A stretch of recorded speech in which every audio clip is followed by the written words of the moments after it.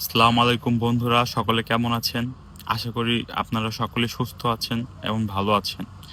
আমি আজকেও আপনাদের সামনে এসেছি কিছু কথা বলার জন্য।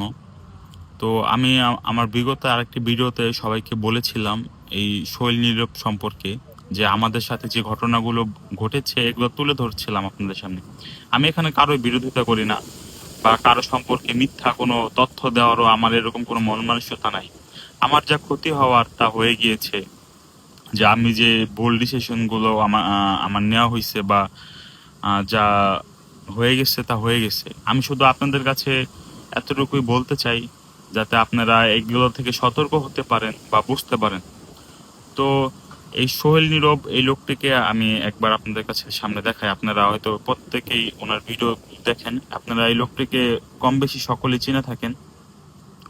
তো এই লোকটি তিনি গতকালকে একটি ভিডিওতে আমাকে নিয়ে কথা বলেছেন, আমি নাকি ওনাকে নিয়ে মিথ্যা বানোয়ার তথ্য দিচ্ছি এবং উনি নাকি আমাকে চিনেনি না।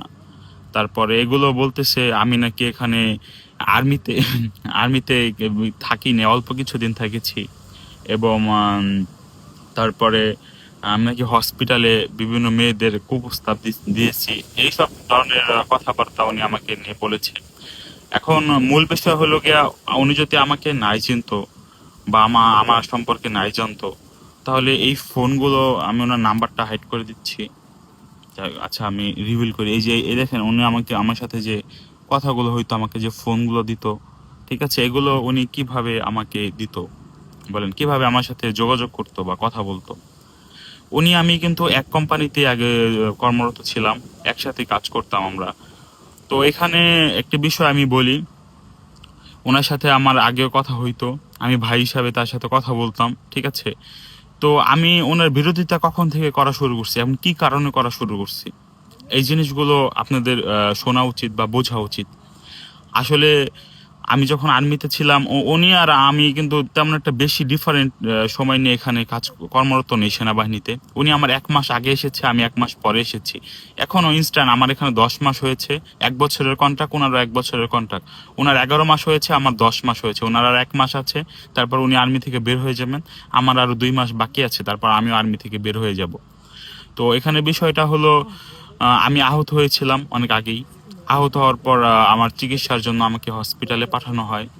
তারপর ওখান থেকে আমি এখন আর্মির একটি ক্যাম্পে আছি, সেখানে এখন অবস্থানরত আছি।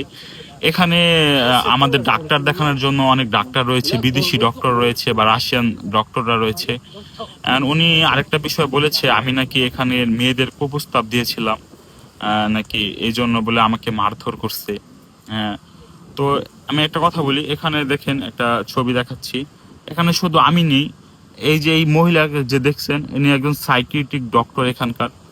ওনার বয়স 60+।